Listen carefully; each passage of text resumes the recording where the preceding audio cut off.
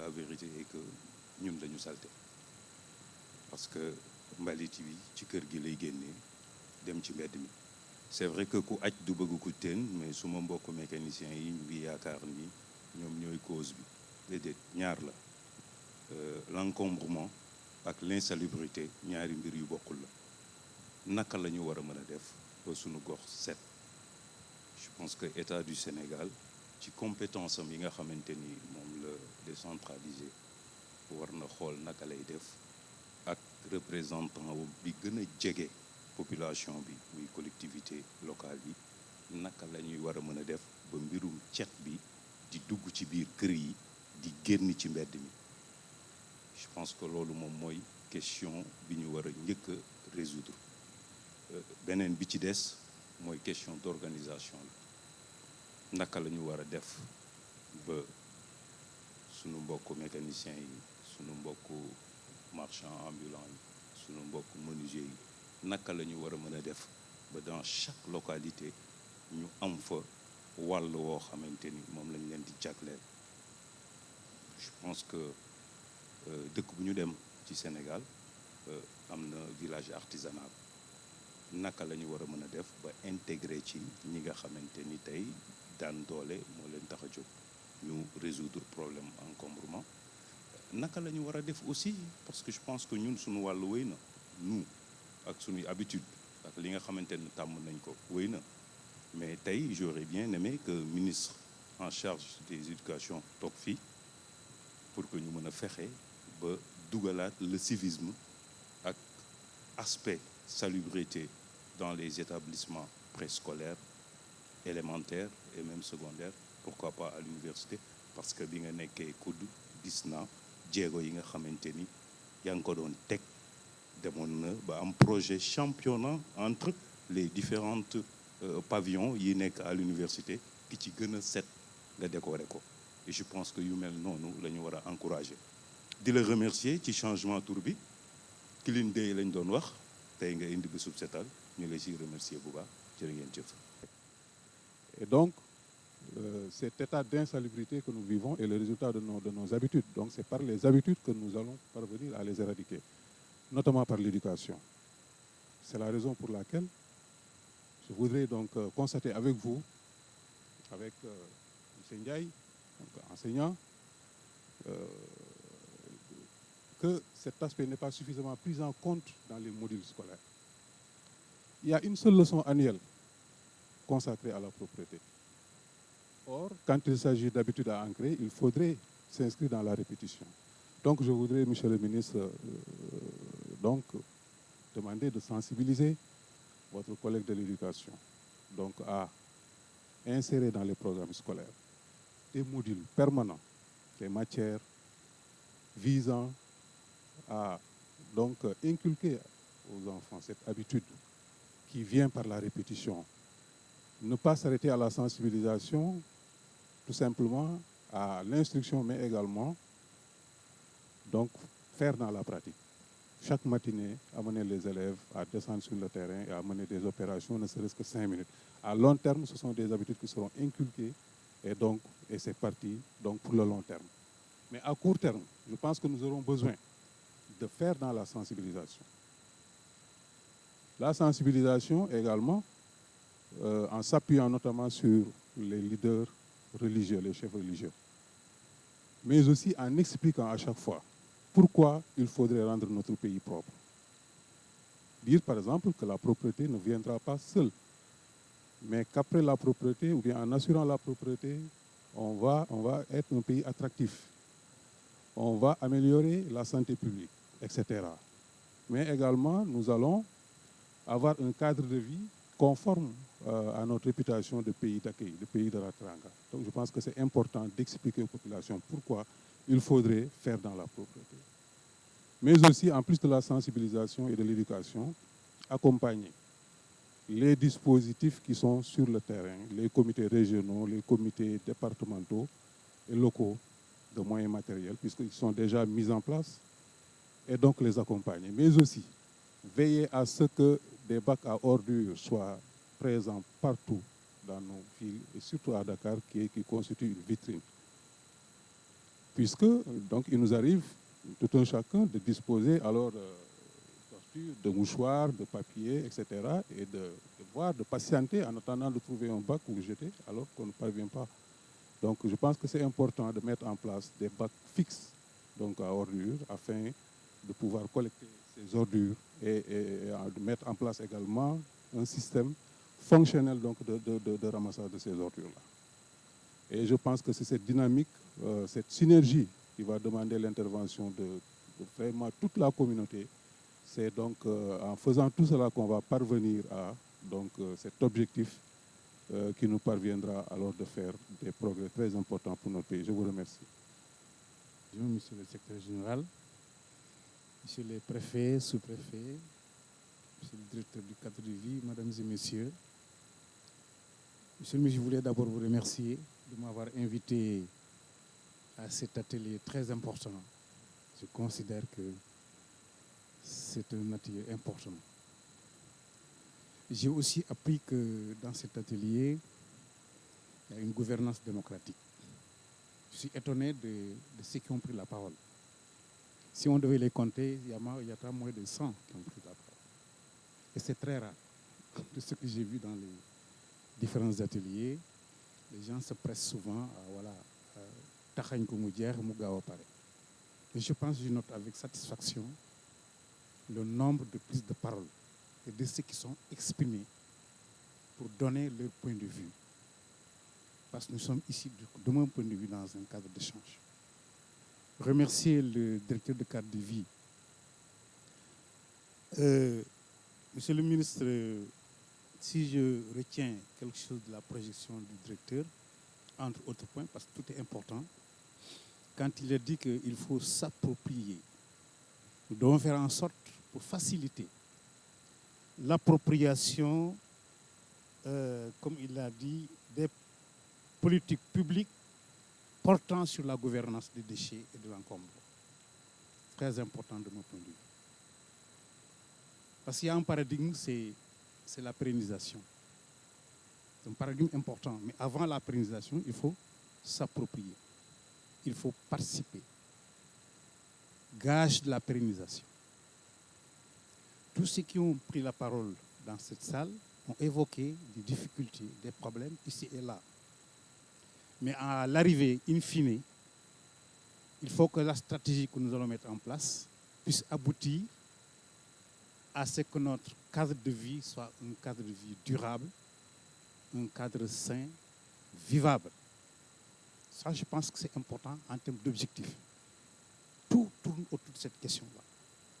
Quelqu'un a dit tout à l'heure, monsieur le préfet, et même certains le répétaient, c'est comme si on tournait en rond. On répète, on répète. Or, la question de fond, c'est la pérennisation de nos actions publiques. Comment faire en sorte que l'État, avec ses démembrements, puisse prendre des décisions durables pour nos populations, quel que soit le projet et programme qui est mis en place. C'est une question de vitalité, d'avenir pour notre pays. Donc ce sont des enjeux comme ça sur lesquels nous devons beaucoup insister. Ça, c'est le premier. Le deuxième enjeu, c'est, je ne reviens pas sur l'intérêt de l'améliorer de notre cadre de vie. Je disais dans d'autres ateliers que l'amélioration de notre cadre de vie est un indicateur de développement durable. L'amélioration de notre cadre de vie participe à la croissance économique. Je n'insiste pas sur ce qu'on appelle l'économie circulaire. Les déchets, dans le cadre d'une bonne gouvernance, permet de sauver des vies, permet de créer de la richesse, permet à des jeunes et des femmes d'avoir de l'emploi. Ça, c'est l'économie circulaire. Depuis le tri, la transformation, et j'en passe. C'est très important de mon point de vue. Le deuxième paradigme, c'est comment y faire. Dans le cadre de quelle approche? J'ai entendu au début du reportage qu'ils ont parlé d'une approche interministérielle.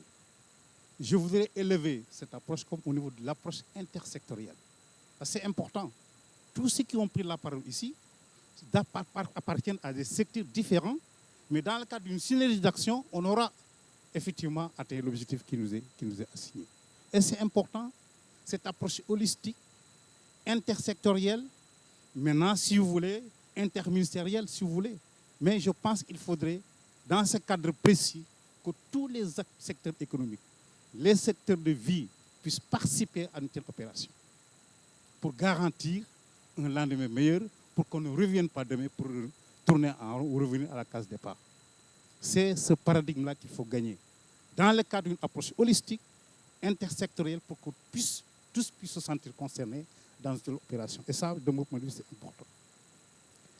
Enfin, monsieur le ministre, je voudrais dire que les maires qui ont pris la parole, mais en vérité, il faut qu'on se dise la vérité aussi. Mais la solution est entre vos mains, monsieur le maire. La solution est entre vos mains. Elle n'est pas entre les mains de l'autorité administrative. Le préfet l'a dit tout à l'heure. Quand vous prenez des décisions, le maire dit, mais écoutez, pour des raisons éminemment politiques ou politiciennes, des raisons politiciennes, bon voilà, je ne m'engage pas parce que qui c'est mon militant là, je ne veux pas le déguerpir, extra. Non, la solution est entre nos mains et les collectivités territoriales. Prenons nos responsabilités. Je dis quelque part à mes collègues maires, à nos présidents de département et à l'autorité administrative, préfet et sous-préfet. Je leur ai dit chaque fois que quand vous élaborez votre plan local d'urbanisme, votre plan directeur d'urbanisme, votre plan d'aménagement, cela ne doit pas être un rituel. Non, ce plan ne doit pas être un rituel. C'est une activité importante que le plan, que vous l'élaborez ensemble avec toutes les parties prenantes, que ce plan puisse vous engager et qu'on en fasse une évaluation régulière dans lequel plan on doit mettre un plan de lutte contre les feux de brousse, un plan d'aménagement. Quel est l'espace qui est réservé aux mécaniciens? Quel est l'espace de la place publique? Quel est l'espace du foirail? Quel est l'espace des cimetières? C'est un plan d'urbanisme qui doit être validé par l'autorité administrative. Parce qu'en amont, il a fait l'objet d'un partage. Et il doit être une réalité. Nos plans, on les conçoit, mais ensuite on les met dans les tiroirs. Ce n'est pas un plan, ça. Qu'un Bessou Setal est organisé. Ils doivent aussi et surtout se consacrer au quotidien donc à cette sensibilisation des jeunes de leur localité en vue de leur mobilisation massive à l'occasion de chaque Bessou Setal. Madame le ministre a aussi donné les instructions au service civique national. Le colonel directeur du service civique national est là. Elle a tenu à ce qu'il vienne m'accompagner ici.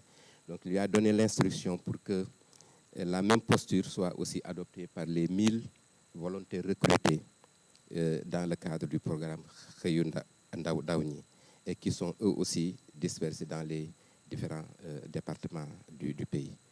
Madame le ministre a fait de même avec le directeur de la jeunesse et des activités socio-éducatives, à qui elle a demandé de se rapprocher du Conseil national de la jeunesse, donc ici représenté par le président du conseil départemental de Dakar, que je salue au passage.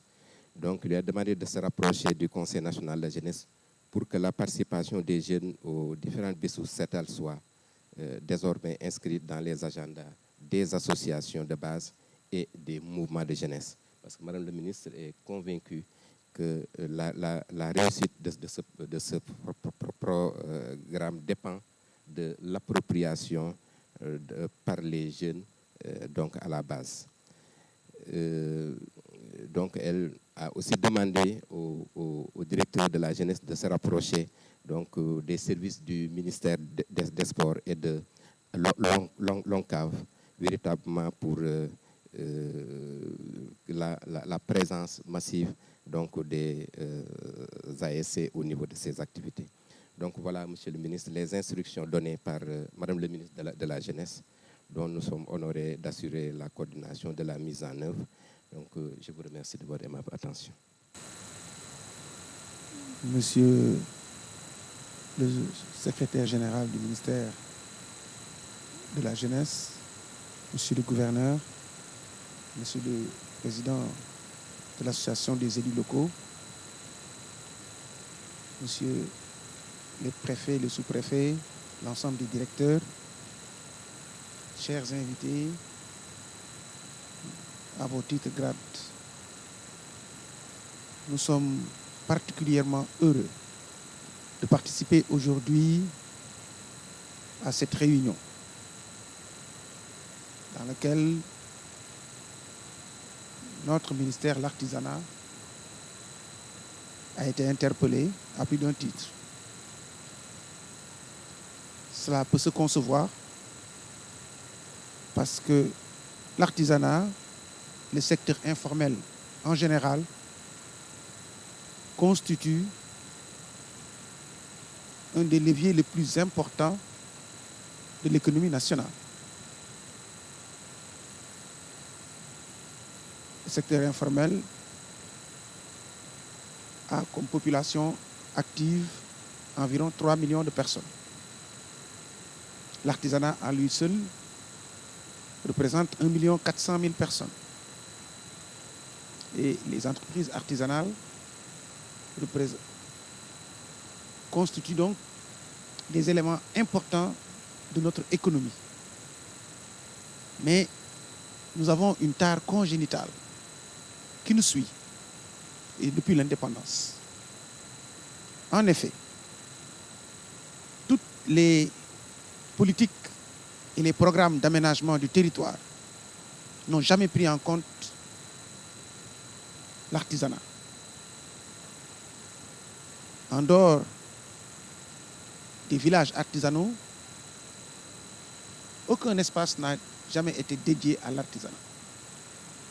Alors que, comme je viens de vous le dire, il constitue un des leviers les plus importants, non seulement de la production nationale, mais également un levier de sécurité sociale, parce qu'il permet fi jàll def ay effort yu nga xam ne mën na cee teg bët waaye bu matee ñaari at bu matee benn at rek après ñu fàtte boobu nag la ñu war a ñun ñëpp ñu góorgóorlu ci di féliciter aussi concessionnaires yi nga xam ni déplacé wu nañ ñëw ci réunion bi jël ay engagement ne dañ jël seen matériel mettre ko à notre disposition pour ces journées ma leen ci gërëm bu baax a baax di jàpp ni tey nekk na bés bu nga xam ne ku ci nekk ñun indi na lim xalaat yooyu danañ ko taataan ci comité de pilotage bi xool di ci gën ñu doxalee ko mais d'ores et déjà on peut véritablement remercier aussi tous les acteurs, les élus à travers la présence du docteur Adama Diouf, que je remercie parce que je sais qu'il vient d'un événement douloureux à travers la perte de sa maman il n'y a même pas une semaine. Et malgré tout cela, il a tenu à être là avec nous. Je voudrais magnifier sa présence et le remercier très vivement. Mais aussi remercier tous les maires qui ont personnellement fait le déplacement, mais aussi qui se sont fait représenter. Je voudrais particulariser Banda Diop, qui à toutes nos activités ne s'est jamais fait représenter, est venu de lui-même et a participé pleinement dans la réflexion, mais aussi dans la mise en œuvre à travers toutes nos opérations à Dakar. Et féliciter aussi les autorités administratives. J'ai dû véritablement remercier le ministre de l'Intérieur, parce que le ministre de l'Intérieur, nous avons longuement discuté sur la présence des autorités administratives qui sont très prises par ailleurs. Et nous sommes dans un contexte électoral. Il y a des contentieux à n'en plus finir. Aujourd'hui, ils sont sur la question. Malgré tout cela, nous notons avec beaucoup de satisfaction la présence massive de ces collègues qui ont fait le déplacement et qui, comme je le dis, depuis qu'en tout cas moi je suis à la tête de ce ministère, je note avec beaucoup de satisfaction l'implication forte et très positive de toutes les autorités administratives allant des sous-préfets au gouverneur. C'est avec plaisir d'ailleurs que je retrouve 3 de mes camarades de promotion, 4 d'ailleurs, parce que quand j'étais secrétaire d'administration, j'étais promoteur de Cheikh Mbacké Diawara, et 3 autres quand j'étais au cycle A, au niveau de l'administration territoriale, et c'est avec plaisir que je les retrouve et je vous remercie tous pour cet engagement et pour cet effort. Je salue aussi votre engagement au service de la République. S'il y a un corps véritablement engagé au service de la République, c'est le corps des administrateurs civils. Je vous remercie infiniment pour cette présence. Je remercie aussi les ministres qui se sont fait représenter à travers le ministère de la Jeunesse, le ministère de la Santé, le ministère de l'Éducation nationale, et bien entendu tous les ministères de l'Intérieur à travers, pour que nous le fassions de manière progressive et prudente. La relance du processus social, d'abord, le cadre à partir de Dakar et des 13 autres capitales régionales. Au bout de 3 mois, au mois de mars, nous nous réunirons pour évaluer et après passer à une seconde étape d'élargissement à toutes les capitales départementales. Ça nous permettra de voir ce qui a marché au niveau des capitales régionales, qui sont par ailleurs des capitales départementales aussi, et de pouvoir diagnostiquer les problèmes que nous avons pu rencontrer et de trouver des solutions et que l'élargissement aussi soit maîtrisé. Je demanderai à l'UCG, à la direction du cadre de vie et au Promoged d'associer leurs efforts pour mettre à la disposition de ces gouverneurs et préfets tout le matériel nécessaire pour la mise en œuvre de cette activité. J'aurais souhaité, ça en relation avec le collègue de l'Intérieur, nous allons y travailler pour que des CRD soient tenus les 23 et 24 prochains sur l'ensemble du territoire national pour non seulement restituer les travaux de cet atelier national, mais aussi chaque région tenant compte de ses spécificités pour élaborer un programme qui sera validé par le comité de pilotage et suivi, étant entendu que le chef de l'État sera représenté dans toutes les capitales régionales pour la relance le 4 décembre prochain. J'invite donc tous les acteurs impliqués à faire sorte que les populations, et ça c'est l'aspect le plus important, s'approprient de ce beau subsetal à travers des manifestations de sensibilisation, mais aussi que nous puissions utiliser les vecteurs sociaux que sont d'abord l'école, mais aussi le mouvement associatif à travers l'ONCAV, à travers le Conseil de la jeunesse, pour que cela ne soit pas simplement une manifestation événementielle à des relents politiques sans lendemain, mais que ça soit simplement une activité citoyenne que les populations elles-mêmes conduiront sous, bien entendu, sous l'autorité des chefs de circonscription administrative. J'engage aussi la direction du cadre de vie, la direction générale du cadre de vie, l'UCG et le Promoged à accompagner les collectivités territoriales et les forces vives de la nation à travers la mobilisation des 12 000 recrues. Il va falloir qu'à Dakar, comme dans toutes les capitales régionales, que tous les recrutés soient présents et soient au cœur, en relation aussi avec les recrues du service civique national, mais aussi de l'environnement. J'en parlerai aussi à mon collègue de l'environnement, pour que ces journées soient, les têtes de pont, soient ces jeunes qui ont été recrutés pour ces actions. Et maintenant, le mouvement associatif viendra en complément. Et maintenant, j'ai bien perçu l'appel du Conseil national de la jeunesse et nous allons voir le 4 décembre de ce qui sera fait. J'invite aussi tous les acteurs à travers les structures du ministère, mais aussi à travers les circonscriptions administratives, à assurer la pérennisation de la lutte contre les encombrements et l'instabilité à travers les activités contenues, mais aussi et surtout pour une éducation à la base, une vaste campagne de communication et une sensibilisation de massage déjà évoquée. La question de la planification a été largement évoquée, mais c'est une question que nous avons déjà prise en charge à travers un programme national de planification urbaine qui devrait démarrer en janvier 2022 et que le président a autorisé et a décidé pour lequel le président a décidé d'apporter le financement total en relation avec les partenaires techniques et financiers. Il y a un programme national qui a été adopté il y a 2 semaines au Conseil des ministres. C'est pourquoi cette question, je n'ai pas voulu qu'elle soit trop abordée au cours de cet atelier, parce que déjà, elle a été prise en charge à travers ce programme national de planification. Nous nous engageons aussi tous à veiller au suivi et à la remise à niveau grâce à des dispositifs de sécurisation des espaces libérés.